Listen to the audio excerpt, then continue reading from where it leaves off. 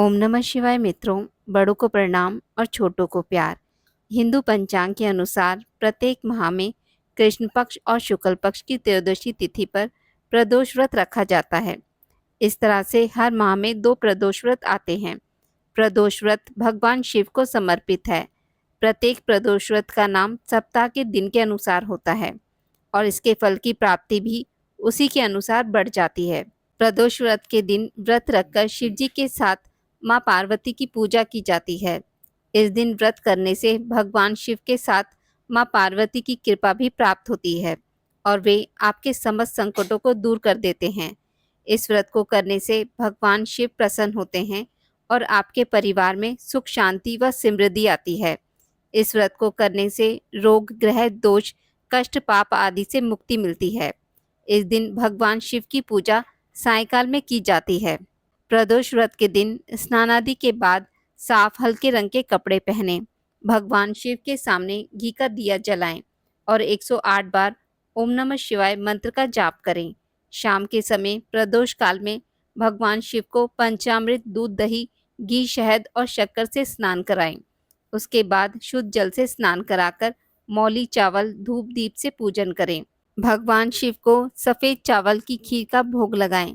आसन पर बैठकर शिवाष्टक का पाठ करें तथा सारे विघ्न और दोषों को खत्म करने की प्रार्थना भगवान शिव से करें।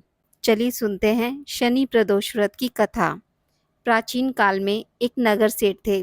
सेठ जी के घर में हर प्रकार की सुख सुविधाएं थी, लेकिन संतान न होने के कारण सेठ और सेठानी हमेशा दुखी रहते थे।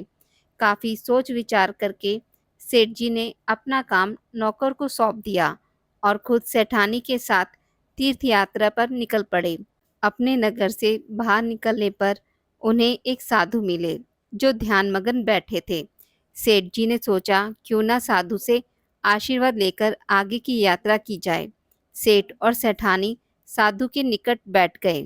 साधु ने जब आंखें खोली तो उन्हें ज्ञात हुआ कि सेठ और सेठानी काफी समय से आशीर्वाद की प्रतीक्षा में बैठे हैं। साधु ने सेठ और सेठानी से कहा कि मैं तुम्हारे दुख को जानता हूँ। तुम शनि प्रदोष व्रत करो, इससे तुम्हें संतान सुख प्राप्त होगा। साधु ने सेठ और सेठानी को प्रदोष व्रत की विधि बताई और शंकर भगवान की निम्न वंदना बताई। हे रुद्रदेव शिव नमस्कार, शिव शंकर जगगुरु नमस्कार, हे नीलकंठ सुर नमस्कार, शशि मौली चंद्र सुख नमस्कार, हे उमाकांत सुधि नमस्कार, उग्र तव रूप मन नमस्कार, ईशान ईश प्रभु नमस्कार, विश्वेश्वर प्रभु शिव नमस्कार। दोनों सेठ और सेठानी साधु महाराज से आशीर्वाद लेकर तीर्थ यात्रा के लिए आगे चल पड़े। तीर्थ यात्रा से लौटने के बाद सेठ और सेठानी ने मिलकर शनि प्रदोष व्रत किया, जिसके प्रभाव से उनके घर एक सुंदर पुत्र का जन्म हुआ और खुशियों से उनका जीवन भर गया। बोलिए शिव शंकर भोलेनाथ की जय, शनिदेव महाराज की जय। शनि प्रदोष व्रत के दिन शनिवार व्रत कथा अवश्य सुने। एक समय स्वर्गलोक में सबसे बड़ा कौन के प्रश्न पर 9 ग्रहों में वाद विवाद हो गया। विवाद इतना बड़ा कि परस्पर युद्ध की स्थिति बन गई।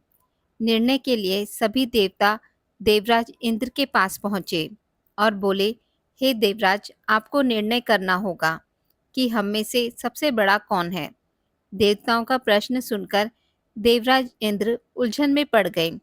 इंद्र बोले, मैं इस प्रश्न का उत्तर देने में असमर्थ हूँ। हम सब पृथ्वी लोक में उज्जैनी नगरी में राजा विक्रमादित्य के पास चलते हैं। देवराज इंद्र सहित सभी देवता उज्जैनी नगरी पहुँचे। महल में पहुंचकर जब देवताओं ने उनसे अपना प्रश्न पूछा तो राजा विक्रमादित्य भी कुछ देर के लिए परेशान हो उठे, क्योंकि सभी देवता अपनी अपनी शक्तियों के कारण महान थे। किसी को भी छोटा या बड़ा कह देने से उनके क्रोध के प्रकोप से भयंकर हानि पहुंच सकती थी। अचानक राजा विक्रमादित्य को एक उपाय सूझा और उन्होंने विभिन्न धातुओं स्वर्ण रजत कांसा ताम्र सीसा रांगा जस्ता अभ्रक व लोहे के 9 आसन बनवाए। धातुओं के गुणों के अनुसार सभी आसनों को एक दूसरे के पीछे रखकर उन्होंने देवताओं को अपने अपने सिंहासनों पर बैठने को कहा। देवताओं के बैठने के बाद राजा विक्रमादित्य ने कहा, आपका निर्णय तो स्वयं हो गया है। जो सबसे पहले सिंहासन पर विराजमान है वही सबसे बड़ा है। राजा विक्रमादित्य के निर्णय को सुनकर शनिदेव सबसे पीछे आसन पर बैठने के कारण अपने को छोटा जानकर क्रोधित होकर कहा, राजा विक्रमादित्य, तुमने मुझे सबसे पीछे बैठाकर मेरा अपमान किया है। तुम मेरी शक्तियों से परिचित नहीं हो। मैं तुम्हारा सर्वनाश कर दूंगा। शनिदेव ने कहा, सूर्य एक राशि पर 1 महीने, चंद्रमा 2.25 महीने, मंगल 1.5 महीने रहते हैं, लेकिन मैं किसी राशि पर 7.5 वर्ष तक रहता हूँ। बड़े बड़े देवताओं को मैंने अपने प्रकोप से पीड़ित किया है। राम को 7.5 के कारण ही वन में जाकर रहना पड़ा और रावण को 7.5 के कारण ही युद्ध में मृत्यु का शिकार बनना पड़ा। राजा, अब तू भी मेरे प्रकोप से नहीं बच सकेगा। इसके बाद अन्य ग्रहों के देवता तो प्रसन्नता के साथ चले गए, परंतु शनिदेव बड़े क्रोध के साथ वहां से विदा हुए। राजा विक्रमादित्य पहले की तरह ही न्याय करते रहे। उनके राज्य में सभी स्त्री पुरुष बहुत आनंद से जीवन यापन कर रहे थे। कुछ दिन ऐसे ही बीत गए। उधर शनि देवता अपने अपमान को भूले नहीं थे। विक्रमादित्य से बदला लेने के लिए एक दिन शनि देव ने घोड़े के व्यापारी का रूप धारण किया और बहुत से घोड़ों के साथ उज्जैनी नगरी पहुंचे। राजा विक्रमादित्य ने राज्य में किसी घोड़े के व्यापारी के आने का समाचार सुना तो उन्होंने अश्वपाल को घोड़े खरीदने के लिए भेजा। घोड़े बहुत ही कीमती थे। अश्वपाल ने जब वापस लौटकर इस संबंध में बताया तो राजा विक्रमादित्य ने स्वयं आकर एक सुंदर व शक्तिशाली घोड़े को पसंद किया। घोड़े की चाल देखने के लिए राजा उस घोड़े पर सवार हुए तो वह घोड़ा बिजली की गति से दौड़ पड़ा। तेजी से दौड़ता घोड़ा राजा को एक दूर जंगल में ले गया और राजा को वहां गिराकर जंगल से कहीं गायब हो गया। राजा अपने नगर को लौटने के लिए जंगल में भटकने लगा, लेकिन उन्हें लौटने का कोई रास्ता नहीं मिला। राजा को भूख प्यास लगाई।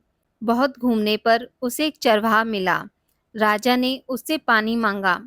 पानी पीकर राजा ने उस चरवाहे को अपनी अंगूठी दे दी। फिर उससे रास्ता पूछकर वह जंगल से निकलकर पास के नगर में पहुंचा। राजा ने एक सेठ की दुकान पर बैठकर कुछ देर आराम किया। उस सेठ ने राजा से बातचीत की। राजा ने उसे बताया कि मैं उज्जैनी नगरी से आया हूँ। राजा के कुछ देर दुकान पर बैठने से सेठ जी की बहुत बिक्री हुई। सेठ ने राजा को बहुत भाग्यवान समझा और खुश होकर उसे अपने घर भोजन के लिए ले गया। सेठ के घर में सोने का एक हार खूंटी पर लटका हुआ था।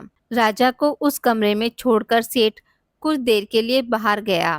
तभी आश्चर्यजनक घटना घटी। राजा के देखते देखते सोने के उस हार को खूंटी निगल गई। सेठ ने कमरे में लौटकर हार को गायब देखा तो चोरी का संदेह राजा पर ही किया, क्योंकि उस कमरे में राजा ही अकेला बैठा था।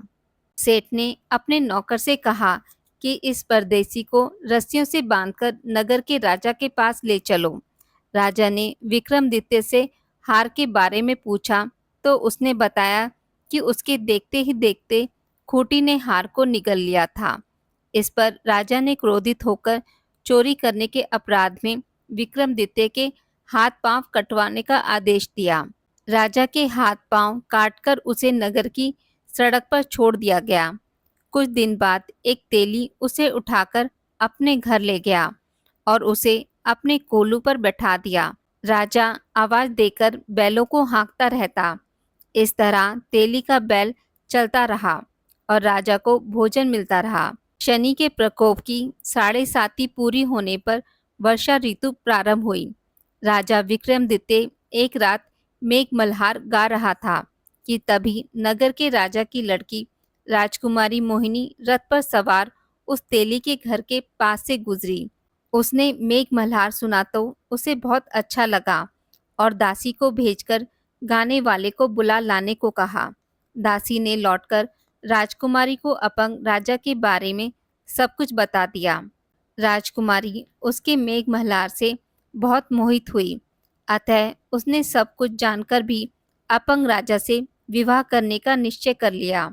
राजकुमारी ने अपने माता पिता से जब यह बात कही तो वे हैरान रह गए।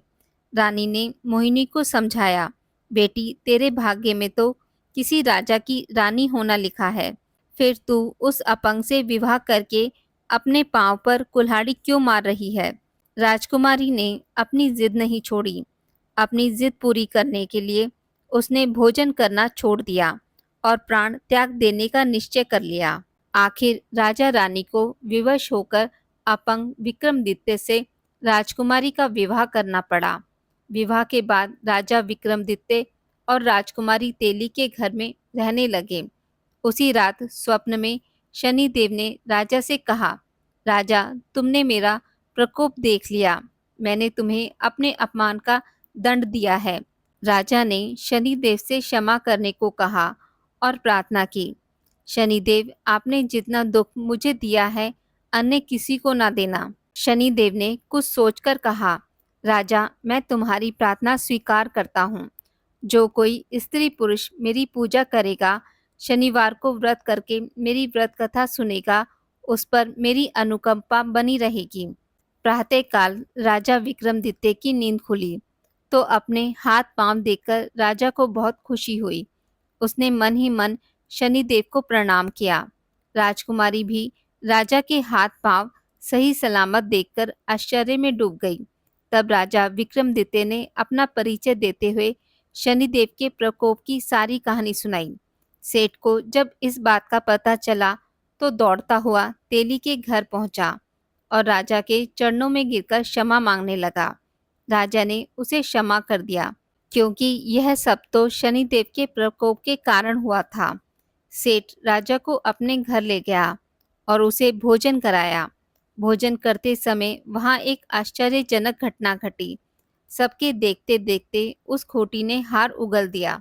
सेठ जी ने अपनी बेटी का विवाह भी राजा के साथ कर दिया और बहुत से स्वर्ण आभूषण धन आदि देकर राजा को विदा किया। राजा विक्रमादित्य राजकुमारी मोहिनी और सेठ की बेटी के साथ उज्जैनी नगरी पहुंचे तो नगरवासियों ने हर्ष से उनका स्वागत किया। अगले दिन राजा विक्रमादित्य ने पूरे राज्य में घोषणा कराई कि शनिदेव सब देवों में सर्वश्रेष्ठ हैं। प्रत्येक स्त्री पुरुष शनिवार को उनका व्रत करे और व्रत कथा अवश्य सुने। राजा विक्रमादित्य की घोषणा से शनिदेव बहुत प्रसन्न हुए। शनिवार का व्रत करके और व्रत कथा सुनने के कारण सभी लोगों की मनोकामनाएं शनिदेव की अनुकंपा से पूरी होने लगी। सभी लोग आनंद पूर्वक रहने लगे। बोलिए शनिदेव महाराज की जय हो। आज की इस वीडियो में बस इतना ही। मित्रों, अगर आपको मेरी वीडियोस पसंद आती हैं तो इसे लाइक और शेयर ज़रूर करें और पूजा पाठ से जुड़ी जानकारी के लिए मेरे चैनल को सब्सक्राइब करना ना भूलें। धन्यवाद।